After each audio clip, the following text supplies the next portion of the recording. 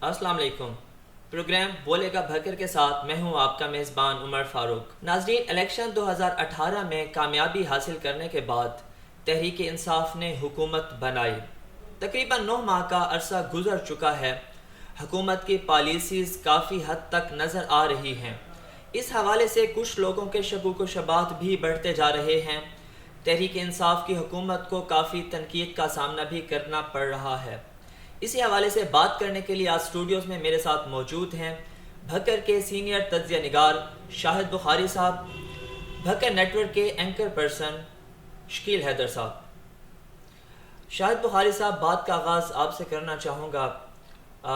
جیسا کہ تذکرہ ہوا، تحریک انصاف کی حکومت تقریباً 9 ماہ کا عرصہ گزر چکا ہے، لیکن جو پالیسیز ہیں، اقدامات ہیں، لوگ بڑے پریشان ہیں، بڑے مسائل کا سامنا ہے، معاشی صورتحال بھی بڑی ڈسٹرب نظر آتی ہے۔ اس سارے سنیریو کو کیسے دیکھتے ہیں آپ؟ شکریہ عمر۔ میں اس سنیریو کو ذرا ایک اور اینگل سے دیکھتا ہوں۔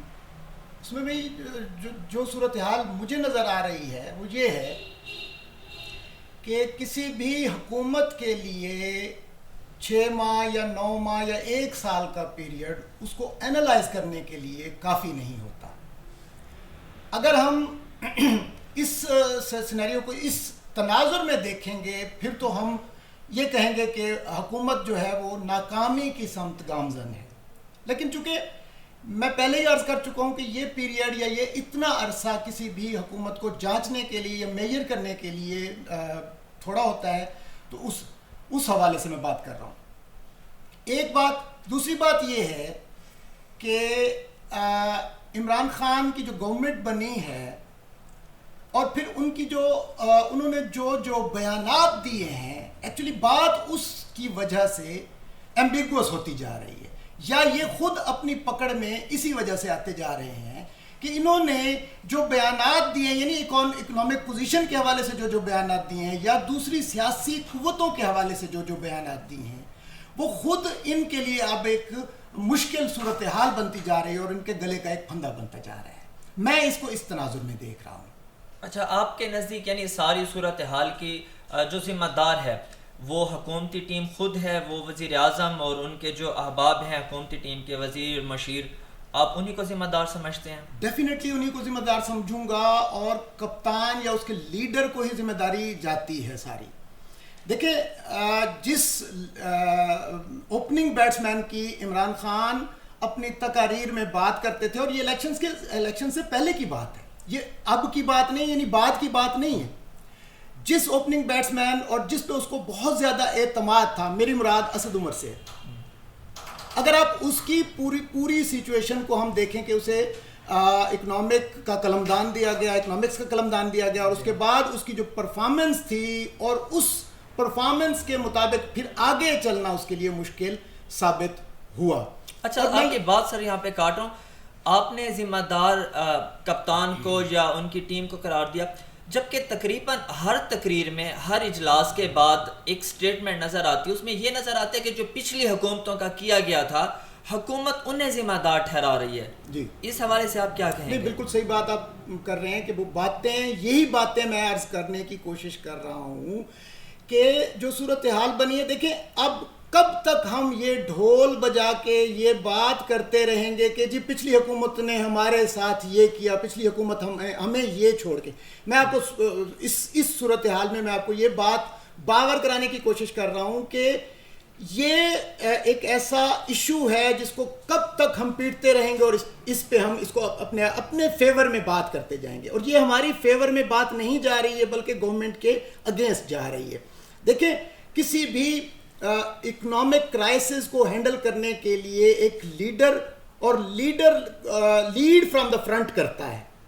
عمران خان بے شک ہم یہ کہہ سکتے ہیں کہ اس پہ ابھی تک کوئی داغ یا کوئی دھبا نہیں ہے، لیکن اس کی جو ٹیم، میں یہ سمجھتا ہوں وہ ٹیم ہی ایسی صورتحال عمران خان کے لیے بھی کریٹ کر رہی ہے، اور پوری اس اکانومی کے لیے بھی وہ ایسی صورتحال کریٹ کر رہی ہے جس میں آہستہ آہستہ یہ ایک دلدل کی طرف جا رہے ہیں۔ ٹھیک ہے، آپ کا پوائنٹ سمجھ آ گیا۔ شکیل صاحب، آپ کی طرف آنا چاہوں گا۔ بات کی بخاری صاحب نے کپتان کے اوپننگ پلیئر کی، آپ نے دیکھا پہلے ہی 8-9 ماہ میں اہم ترین وزراء کو فارغ کر دیا گیا. کیا وجوہات ہو سکتی ہیں؟ ایک حکومت اپنے پہلے سال مکمل ہونے سے پہلے ہی اپنے اہم ترین اور بلکہ اپنی ٹیم کے سب سے جو اوپننگ پلیئر تھے ان کو ہی فارغ کر دیا، جن پہ شاید کپتان نے سب سے زیادہ ٹرسٹ کیا. کیا وجوہات ہو سکتی ہیں؟ تھینک یو عمر صاحب، آپ نے موقع دیا ایک بار پھر بولنے کا، بات کرنے کا اس حوالے سے. تو سب سے پہلے تو ہمیں عمران خان صاحب پر بات کرنے سے پہلے اگر ہم تھوڑا پاسٹ کو دیکھ لیں، اگر ہم پچھلی حکومت کو دیکھ لیں، نواز شریف صاحب کی تھی، اس سے پچھلی حکومت کو دیکھ لیں، زرداری صاحب کی تھی، تو ان حکومتوں میں آپ چاہے کوئی بھی ڈپارٹمنٹ لے لیں، آپ چاہے کوئی بھی وزارت لے لیں، آپ چاہے حکومت کا کوئی بھی ادارہ لے لیں، مکمل طور پر لاس میں جاتے تھے، مکمل طور پر بدحالی کا شکار تھے، کرپشن عروج پر تھی. کوئی ایسی چیز یا کوئی ایسا کام نہیں ہو رہا تھا پچھلی 2 حکومتوں میں جو عوام کو ریلیکس کر سکتی یا عوام ریلیکس ہو جاتی کہ جی ہمارے فائدے کے لیے حکومت کچھ کر رہی ہے. ایسا کچھ نہیں ہوتا تھا. اور بڑی ڈھٹائی کے ساتھ، بڑے ہی یعنی کہ بہادرانہ قسم کی ڈھٹائی کے ساتھ ان کے جو بھی وزیر ہوتے تھے، جو بھی مشیر ہوتے تھے، وہ پورے کے پورے 5 سال رہتے تھے. ان کو نہ نکالا جاتا تھا، نہ ان کو وارننگ دی جاتی تھی. ان پہ کیسز بھی ہوتے تھے، وہ جیل بھی جاتے تھے. یعنی کہ جو بدترین لوگ تھے، جو اپنی کارکردگی میں بدترین تھے، ان کو جب وزیر بنایا جاتا تھا اور 5 سال پورے وہ رہتے تھے، کیا حال کر دیا تھا ریلوے کا، کیا حال کر دیا تھا بجلی کا، پی آئی اے کا کیا حال ہو چکا ہے. لیکن آپ جب دیکھتے ہیں کہ پچھلی حکومتوں میں جب ان اداروں کے جو سربراہان تھے ان کی اتنی زیادہ کرپشن، اتنی زیادہ ان کی نااہلی کے بعد بھی ان کو کوئی کچھ نہیں کہتا تھا، وہ اسی طرح ہی اپنی وزارت پہ رہتے تھے، قائم رہتے تھے. عمران خان کو پہلی بار پورے ملک کی حکومت ملی ہے، ابھی 8 ماہ ہوئے ہیں، اور 8 ماہ سے بھی یعنی کہ 6 یا 7 ماہ ہوئے تھے جب انہوں نے اسد عمر کو سائڈ پہ کیا کہ ان کی جگہ کوئی اور آنا چاہیے. تو ہم ایک ہی اینگل کیوں دیکھتے ہیں، ہم دوسرے اینگل کیوں نہیں دیکھتے؟ ہم یہ کیوں نہیں دیکھتے کہ یہ ایک بہت بڑا بہادرانہ فیصلہ تھا. اچھا، آپ کو نہیں لگتا کہ اس بہادرانہ فیصلے میں پھر انہی شخصیات کو، پھر دوست عاشق وان جو کہ انفارمیشن کے اب مشیر ہیں، ڈاکٹر حفیظ شیخ ہمیں نظر آئے پیپلز پارٹی کی حکومت میں، پرانے چہرے لا کے کپتان کیسے نظام آگے چلائیں گے شکیل صاحب؟ کپتان دیکھیں، کپتان ہمیشہ سے یہی بات کر رہے ہیں کہ جب تک ٹیم ٹھیک ہے، جب تک لیڈر ٹھیک ہے، اس وقت تک کام ٹھیک ہو سکتا ہے. اسد عمر صاحب کی بات آپ کر رہے ہیں، وہ ایک اچھے انسان تھے، انہوں نے بڑی کوشش کی ہے، لیکن ہوتا ہے اتنا بڑا ملک سنبھالنا ہے تو کچھ نہ کچھ ایشوز ہوتے ہیں جس کی وجہ سے کبھی کبھی جو کھلاڑی ہوتے ہیں، جیسے خان صاحب خود بھی کہتے ہیں کہ ان کی جگہ ان کی ریپلیسمنٹ کرنی پڑ جاتی ہے. عمران خان صاحب کی کوشش ہے، ان کو فرسٹ ٹائم پاکستان کی حکومت ملی ہے، اتنے سال انہوں نے محنت کی ہے، تو ان کی تو پیورٹی یہی ہے کہ جو اس ملک کے مسائل ہیں ان کو ختم کیا جائے یا ان کو کم کیا جائے. تو جب عمران خان کی حکومت نہیں تھی اس وقت بھی تو عمران خان یہی بتاتا تھا ہمیں اپنی تقریروں میں کہ کرپشن کیا ہوتی ہے آپ کو پتہ ہونا چاہیے، منی لانڈرنگ کیا ہوتی ہے آپ کو پتہ ہونا چاہیے.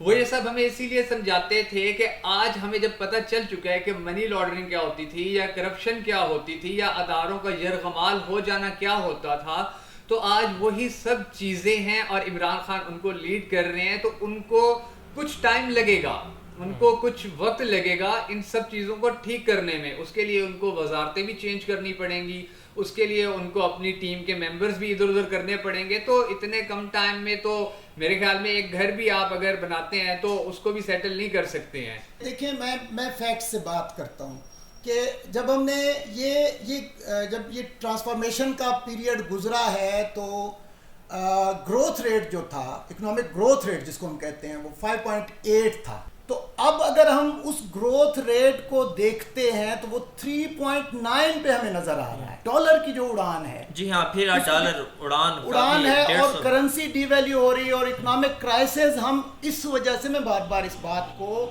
ڈسکس کر رہا ہوں کہ دیکھیں ہم نے فگرز دیکھنے ہیں. عمران خان نے اپنی پورے کیریئر میں اپنی سپیچز میں ہمیشہ یہ کہا کہ آئی ایم ایف کے پاس نہیں جاؤں گا. اس وقت عمران خان پر ہونے والی سب سے بڑی تنقید یہی ہے. معذرت کے ساتھ عمران خان کو آئی ایم ایف کے پاس بالآخر جانا پڑا. بہت عرصہ تک یہ بحث چلتی رہی کہ جی اسد عمر جانا چاہتے ہیں، خان صاحب نہیں جائیں گے، لیکن ہم نے دیکھا کہ وزیر خزانہ تبدیل ہوئے اور اس کے بعد وہی کچھ ہوا. اس حوالے سے آپ کیا دیکھتے ہیں سارے سینیریو کو؟ دیکھیں ایک ہوتی ہے پالیٹکس، ایک ہوتا ہے ملک سنبھالنا. پالیٹکس میں تو یہ سب باتیں ٹھیک تھی کہ ہم یہ سب کر لیں گے، ہم اس طرح کر لیں گے، لیکن جو گراؤنڈ ریالٹیز ہیں کہ جب آپ کے پاس اتنا بڑا ملک آ گیا ہے تو لازمی نہیں ہے کہ آپ اپنی جو پرانی باتیں ہیں وہ سب ان کو لے کر ہی چلتے رہیں، اسی طرح ہی چلتے رہیں. بہت سی چیزیں چینج کرنی پڑ جاتی ہیں. حالات دیکھیں وقت بدل جاتا ہوتا ہے، حالات بدل جاتے ہوتے ہیں. اب جو حالات سامنے آئے، خان صاحب جیسے خود کہتے ہیں کہ میں سمجھتا تھا کہ اس ملک کو نقصان دیا گیا ہے، جب میں حکومت میں آیا تو مجھے پتہ چلا کہ جو میں سمجھتا تھا وہ تو کچھ بھی نہیں تھا. اچھا، آپ کے شکیل صاحب، آپ کے نزدیک عمران خان نے ایک بیان دیا تھا کہ لیڈر جو ہوتا ہے اسے یو ٹرن لینا پڑتے ہیں، مطلب آپ اس پوائنٹ کی طرف جانا چاہ رہے ہیں. ٹھیک ہو گیا، آپ کا پوائنٹ ہم نے لے لیا. بخاری صاحب آپ کی طرف آؤں گا.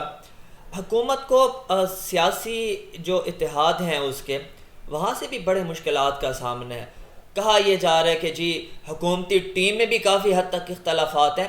اچھا، ایک پہلو یہ ہو گیا. دوسرا یہ ہو گیا جو اتحادی جماعتیں ہیں، تاثر یہ دیا جا رہا ہے کہ وہ کسی حد تک حکومت کو بلیک میل کر رہی ہیں. تو اس حوالے سے تھوڑی سی آپ سے پوچھنا چاہوں گا. آپ اگر پنجاب کی صورتحال دیکھیں تو آپ کو یقیناً پتہ ہے کہ کتنے ووٹوں کی جو ہے نا سے یہ گورنمنٹ بنی ہے. ایک بات، اگر نیشنل لائن پہ ہم اگر نظر دوڑائیں تو ہمیں یہ بھی پتہ ہے کہ وہ اچھا پھر الائز ہیں کون، یہ بھی ہمیں دیکھنا پڑے گا. ایک ایم کیو ایم ہے اور ایک کاف لیگ ہے. ان دونوں کا آپ کو اچھی طرح، مجھ سے بھی زیادہ اچھی طرح پتہ ہے کہ ان کا پولیٹیکل بیک گراؤنڈ کیا ہے. تو میں گزارش یہ کروں گا کہ یہ دیکھیں یہ ایک مشکل صورتحال ہے اور اسی صورتحال کو سمجھنے کے لیے ایک لیڈر کا ہونا بہت زیادہ ضروری ہوتا ہے. اب یہ صورتحال جب ہم یہ دیکھیں گے کہ جب عمران خان اس چیز کو کور اپ کرے گا تو پھر ہم یہ کہیں گے کہ یہ ٹرو لیڈر ہے. یہ ایک ہم یوں سمجھیں کہ ایک راڈ سٹک ہے ہمارے لیے یا ایک میئرنگ راڈ ہے ہمارے لیے. آپ نے دیکھا پریویسلی بھی جو گورنمنٹس تھیں، جیسے جب پیپلز پارٹی کی گورنمنٹ بنی تھی تو یہ ان کے الائز بھی تھے اور اپوزیشن بھی تھے. ایم کیو ایم کی بات میں کر رہا ہوں. تو اسی طرح سے ہم دیکھیں کہ جب ہم دیکھتے ہیں کاف لیگ کی صورتحال، وہ بھی ان کے الائز بھی تھے، نائب وزیر اعظم. جی بالکل یہ ساری صورتحال اور یہ تمام چیزیں آپ کو پتہ ہیں کہ یہ گیم چینجرز یا یہ اس طرح کی اپرچونٹیز کو اویل کرتے رہتے ہیں اور یہ اس طرح سے آگے بڑھتے ہیں. اچھا، آپ کی بات آپ نے ذکر کیا کہ آپ جو ہے عمران خان کو لیڈر تب مانیں گے. اچھا، بڑی مزے کی بات ہے، ابھی 2 دن پہلے سابق وزیر اعظم پاکستان شاہد خاقان عباسی نے عمران خان کو لیڈر مان لیا. انہوں نے ایک پروگرام میں یہ کہا کہ پاکستان کو چند بڑے نام نصیب ہوئے، جس میں انہوں نے بھٹو صاحب کا نام لیا، انہوں نے محترمہ بے نظیر شہید اور میاں نواز شریف صاحب، اور اس کے بعد انہوں نے عمران خان کا بھی نام لیا. اب میرے لیے تھوڑی سی صورتحال مشکل ہو رہی ہے. مجھے سمجھائیں کہ ایک اتنا بڑا مخالف وہ عمران خان کو لیڈر مان رہا ہے، تو اس صورتحال کو آپ کیسا دیکھتے ہیں؟ میری نظر میں دیکھیں، اگر مجھ سے آپ پوچھیں عمران خان نو ڈاؤٹ ایک بہت بڑا آدمی. دیکھیں اکنامکس یا کنٹری کو چلانا یا پالیٹکس جو ہے یہ ایک اور قسم کی فیلڈ ہے. میں یہ دیکھتا ہوں کہ یہ بڑے لیڈر کی صلاحیت اس وقت منظر عام پہ یہ سامنے آتی ہے کہ جب کنٹری کی جو یہ مشکلات ہیں، جو اکنامک کرائسس ہے یا اس کے ساتھ جو پولیٹیکل کرائسس ہے، اس کو جب وہ ہینڈل کرنے کی پوزیشن میں آئیں گے تو میں یہ اس وقت کنسیڈر کروں گا کہ یہ لیڈرشپ ہے. بہت ساری جگہوں پہ میں کریڈٹ دوں گا عمران خان کو کہ انہوں نے اپنی لیڈرانہ جو کیپیبلٹی ہے اس کو شو کیا ہے، اور کئی جگہوں پہ میں یہ سمجھتا ہوں کہ ابھی یہ محسوس ہوا ہے کہ جیسے ان کے ہاں ابھی امیچورٹی ہے. پولیٹکس کے حوالے سے جو میں بات کرنا چاہ رہا ہوں، پولیٹکس کے حوالے سے امیچورٹی میں اس کو. ٹھیک ہے، شکیل صاحب دوبارہ آپ کی طرف آؤں گا. اب عمران خان کو عوام کا اعتماد بحال کرنے کے لیے کون سے اقدامات کرنے کی ضرورت ہے؟ عمر صاحب، آپ نے جو تبدیلی کی بات کی تو تبدیلی کے حوالے سے تھوڑی بات کرتے ہیں، لیکن جو آپ نے پہلے مہنگائی کی بات کی ہے تو مہنگائی کے بارے میں تو آپ خود بھی سرویز وغیرہ کر چکے ہیں. آپ کو خود پتہ ہے کہ میرے تو خیال میں ملکی تاریخ میں آنے والا پہلا رمضان المبارک ہے جس میں لوگوں کو سبزیاں، لوگوں کو فروٹس، لوگوں کو آٹا، یہ سب پہلے کی نسبت کم ریٹس پہ مل رہا ہے، اچھا مل رہا ہے. آپ خود سرویز وغیرہ کر چکے ہیں، لوگ مطمئن ہیں. اس کے علاوہ پہلے کبھی بھی ایسا ممکن نہیں ہوتا تھا کہ رمضان ہو، محرم ہو، ربیع الاول ہو، یعنی کہ کوئی بھی عید، ایون عید کے اوپر بھی لوڈ شیڈنگ ہوا کرتی تھی. لیکن اب آ کر کم از کم یہ تو ہے کہ جو روزہ دار ہیں وہ سکون سے روزہ رکھ سکتے ہیں کہ بجلی ہوتی ہے، وہ سکون سے روزہ رکھ سکتے ہیں کہ ان کو کھانے پینے کی اشیاء کم ریٹس پہ مل جاتی ہیں، معیاری مل جاتی ہیں. تو ساری تبدیلیاں خان صاحب نے تو نہیں لانی تھی نا، کچھ تبدیلیاں تو ہم نے اپنے اندر بھی پیدا کرنی تھی. خان صاحب نے بڑی سختی سے اس بات پہ کہا کہ جتنے بھی لوگ بائک موٹر سائیکل چلانے والے ہیں وہ ہیلمٹ کا استعمال کریں.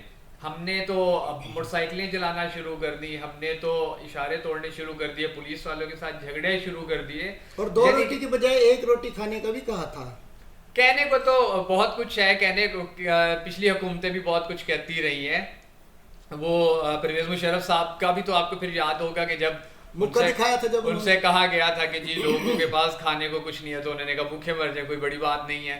تو ہوتا ہے اکثر ایسی ورڈنگز یہ سیاست کا حصہ ہے نکل الفاظ لا ہو جاتے ہوتے ہیں. لیکن ہم نے تو گراؤنڈ ریالٹیز دیکھنی ہے نا، ہم نے تو یہ دیکھنا ہے کہ ہماری سوسائٹی میں، ہمارے ملک میں کیا چینجز آ رہے ہیں. 70 سالہ تاریخ میں روڈ کے اوپر سونے والا، بھوکا سونے والا آج اگر عزت سے شیلٹر ہوم میں سو رہا ہے، شیلٹر ہوم میں اس کو کھانا پرووائڈ کیا جا رہا ہے، تو میرے خیال میں یہ بھی ایک تبدیلی ہے، یہ ایک مثبت تبدیلی ہے. ہمیں سب کو اس بارے میں سوچنا چاہیے. جی ہاں، بحیثیت قوم ہمیں بھی بہت سی چیزوں میں اصلاح کرنے کی ضرورت ہے.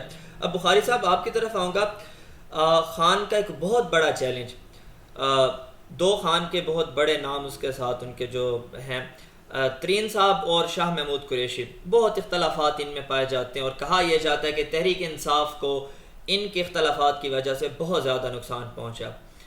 اب دیکھنا یہ ہے کہ ایک وزیر خارجہ اور دوسرے عدالتی حکم کے بعد نااہل ہیں، لیکن ایک تاثر دیا جاتا ہے کہ ان کا انفلوئنس ہے. اس حوالے سے آپ کیا کہیں گے؟ جی بالکل صحیح ہے. اس سے پہلے بھی اگر ہم دیکھیں، یہ کوئی ایسی نئی بات نہیں ہے.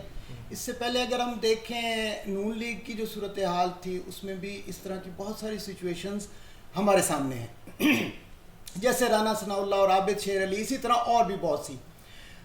تو یہ پولیٹکس میں یہ مخالف گروپس اور اس طرح کی فورسز ایک ساتھ ایک ہی پارٹی میں ہوتی رہی ہیں، یہ کوئی نئی بات نہیں. ہاں، صورتحال کو کنٹرول کرنے کے لیے ایک لیڈر کو اپنا کردار ادا کرنا پڑتا ہے، اور وہ لیڈر کردار ادا کرتے ہوئے ہمیں نظر آتے ہیں، بار بار نظر آتے ہیں.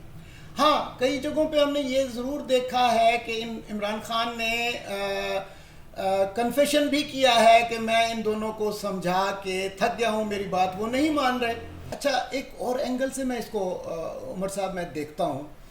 وہ اینگل یہ ہے کہ اگر ہم یہ دیکھیں کہ کچھ گورنمنٹس کی کچھ ایسی پالیسیز بھی ہوتی ہیں جس میں وہ کچھ اس قسم کے ایشوز کو ہائی لائٹ کر کے عوامی ایشوز سے لوگوں کی نظروں کو دور کرتے ہیں. تو میں اس کو دوسرے اینگل میں، یہ بھی ایک اینگل ہو سکتا ہے. ٹھیک ہے.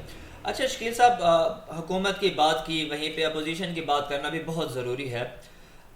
پاکستان کے اگر میں سیاست کی بات کروں تو حکومت کے ساتھ ساتھ اپوزیشن بھی کافی مشکلات کا شکار ہے. نون لیگ کی اگر میں بات کروں تو نون لیگ کی قیادت میاں نواز شریف جیل میں ہیں، میاں شہباز شریف ملک سے باہر ہیں.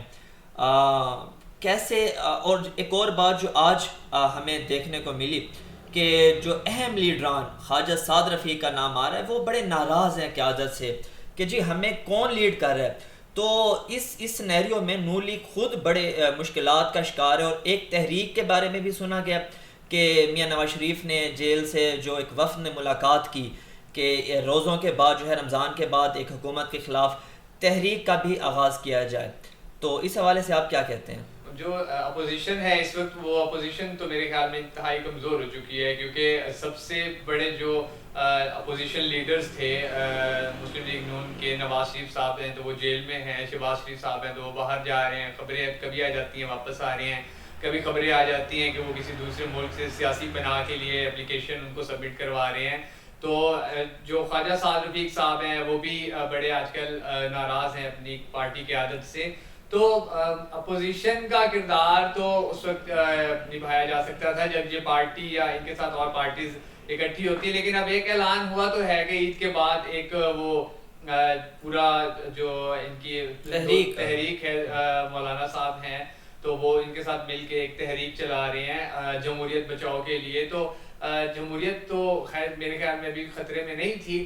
تو ہمیشہ سے ایسا ہوتا ہے کہ جب بھی کوئی اچھا انسان آتا ہے، جب بھی کوئی کرپٹ انسانوں کو پکڑنے والا آ جاتا ہے لیڈر، تو اس کے خلاف جمہوریت بچاؤ کے جو یہ نعرے ہوتے ہیں یہ بھی لگنا شروع ہو جاتے ہیں، تحریکیں بھی چلنا شروع ہو جاتی ہیں. لیکن ابھی تک تو کوئی افیکٹو کردار نظر نہیں آ رہا ہے اپوزیشن کا. بخاری صاحب، نون لیگ کی ہم نے بات کی، اسی طرح اگر میں بات کروں پیپلز پارٹی کی، پیپلز پارٹی پاکستان کی سیاست میں ایک خاص قسم کا رول رہا ہے ہمیشہ سے، لیکن اب دیکھنے میں یہ آ رہا ہے کہ آصف زرداری شریک چیئرمین کا انہیں عہدہ ابھی وہ جو ہے ان کے پاس ہے، لیکن درجنوں مقدمات ان پہ ہیں کیسز کا وہ سامنا کریں. پیپلز پارٹی کا مستقبل آپ کیسے دیکھتے ہیں؟ میرے خیال میں مائنس زرداری پیپلز پارٹی قبول ہوگی.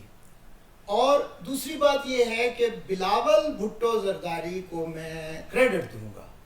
ایک ایسے ایمرجنگ لیڈر اور نوجوان اور ینگ ایک ایمرجنگ لیڈر کے طور پر وہ سامنے آئے ہیں، اور ان کی قائدانہ صلاحیتیں اور ان کی خوبصورت باتیں یا گفتگو وہ میں جب دیکھتا ہوں تو میں یہ سمجھتا ہوں کہ یہ متبادل لیڈر کے طور پر مستقبل اس کا مجھے نظر آ رہا ہے. لیکن میں اگر آپ سے یہ پوچھنا چاہوں کہ ابھی کچھ دن پہلے انہوں نے ٹرین مارچ بھی کیا، بہت تنقید کا سامنا ہوا کہ لوگوں نے یہ کہا کہ وہ اپنے جو والد ہیں ان کی کرپشن کی بچاؤ تحریک چلا رہے ہیں، نہ کہ وہ عوامی مسائل پہ. اس چیز نے بہت ڈیمیج کیا، کہا یہ جاتا ہے بلاول بھٹو کی. اچھا، اس کے بعد جو سندھ کے مسائل ہیں، اگر آپ تھوڑا سا غور کریں، آپ کو نہیں لگتا کہ بلاول بھٹو جو ہے ان کی توجہ سندھ کے مسائل سے ہٹ کے صرف اور صرف یا تحریک انصاف پر تنقید یا ان کے دوسرے ایشوز پہ زیادہ ہے، سندھ کی طرف وہ ذرا کم؟ ابھی ایڈز کا مسئلہ سندھ میں بہت زیادہ اٹھ رہا ہے چھوٹے بچوں میں، اس حوالے سے کیا کہتے ہیں؟ بالکل آپ کی بات بجا ہے. دیکھیں، ایک بالکل نووارد لیڈر بلاول بھٹو زرداری ہیں، اور دوسری بات یہ ہے کہ ان کو ان کی پارٹی کے اوپر کرپشن کے بہت بڑے چارجز بھی ہیں. تو بلاول کے لیے ڈیفینیٹلی بہت مشکل صورتحال ہے اور بہت مشکل حالات ہیں. اور دوسری بات یہ ہے کہ پھر آپ نے بھی اس کی طرف نشاندہی کی کہ سندھ میں جو اب جو کرائسس ایمرج کر رہا ہے اور جو سامنے آ رہا ہے وہ ایڈز کے حوالے سے، اور اس میں بچے بھی شامل ہیں، اس پہ بھی میرے خیال میں بلاول بھٹو زرداری کو بہت زیادہ توجہ دینے کی ضرورت ہے. اور اگر میں پھر وہی میئرنگ راڈ سمجھتا ہوں کہ کسی بھی لیڈر کے لیے کہ وہ کس طرح سے اپنے چونکہ صوبائی گورنمنٹ ہے ان کے پاس، تو وہ کس طرح اپنے صوبے کو اس صورتحال سے نکالتے ہیں، اور پھر ان کے اندر وہ لیڈرانہ صلاحیتیں تبھی ہمیں نظر آئیں گی. شکیل صاحب، جیسا کہ ابھی آپ نے سنا بخاری صاحب نے کہا کہ بلاول کو وہ ایک ایمرجنگ جو لیڈر کے طور پہ دیکھ رہے ہیں، جبکہ بلاول کے ساتھ اگر ہم بات کریں کہ ان کے جو سیاسی مستقبل کا ان کا مخالف کون ہو سکتا ہے تو مریم نواز کا نام لیا جاتا ہے. اب مریم نواز کے حوالے سے بات کروں کہ نعیم الحق نے ابھی ریسنٹ ایک ٹویٹ کیا جس میں انہوں نے حوالہ دیا کہ یوتھ جو پروگرام تھا اس میں مریم نواز کی طرف سے خرد برد کی گئی.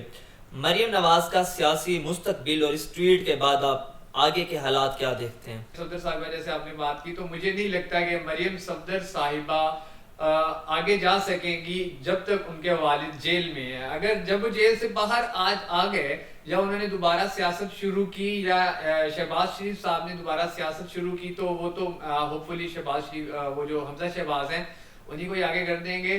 لیکن اگر نواز شریف صاحب جیل میں رہتے ہیں تو پھر بڑا مشکل ہے اور بڑی زیادہ اسٹرگل کرنی پڑے گی مریم صفدر صاحبہ کو. اور اگر نواز شریف صاحب جیل سے باہر آ جاتے ہیں تو شاید ان کے لیے تھوڑا ایزی ہو جائے. لیکن اگر ان کا آپس کا مقابلہ دیکھا جائے بلاول بھٹو زرداری کا اور مریم صفدر کا، تو آنے والے وقت میں تو مجھے بلاول صاحب آگے ہی نظر آتے ہیں. ٹھیک ہے، آپ بھی بلاول صاحب کو فوقیت دے رہے ہیں یا بہتر سمجھتے ہیں. اختتام کی جانب بڑھتا ہوں. اینڈنگ کی طرف جانے سے پہلے اپنے جو میرے دونوں گیسٹ ہیں ان سے گزارش کروں گا، چونکہ ہمارا پروگرام نیشنل لیول پہ دیکھا جاتا ہے. بخاری صاحب 20 سیکنڈ میں آپ حکومت کو کیا سجیسٹ کریں گے کہ مستقبل میں یا انہیں فوری طور پر کون سے اقدامات کرنے کی ضرورت ہے؟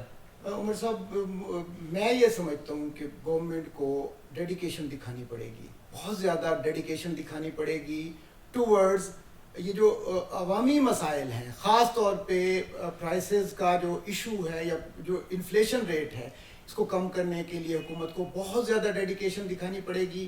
اور یہ گورنمنٹ کے اپنی بقا کے لیے بہت ضروری ہوتا ہے، کسی بھی گورنمنٹ کے لیے، کہ عوامی رائے عامہ اس کے لیے ہموار ہو.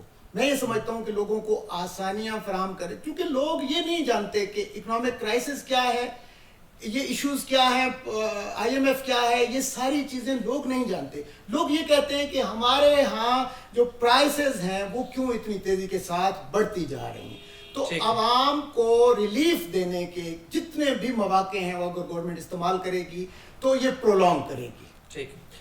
شکیل صاحب، 20 سیکنڈز میں آپ نے بات مکمل کرنی ہے، اختتام کا وقت ہو چکا ہے میرے پروگرام کا.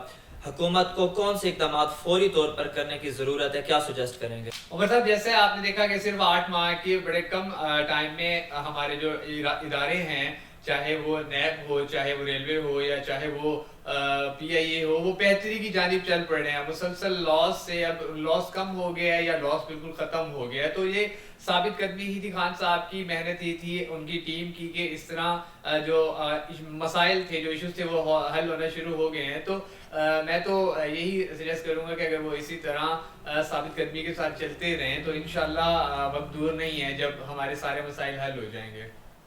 تو جی ناظرین، جیسا کہ آپ نے دیکھا میرے دونوں مہمانوں نے بڑے جامع انداز سے گفتگو کی، حکومت کی پالیسیز پہ، ہم نے پاکستان کی سیاست پہ بات کی.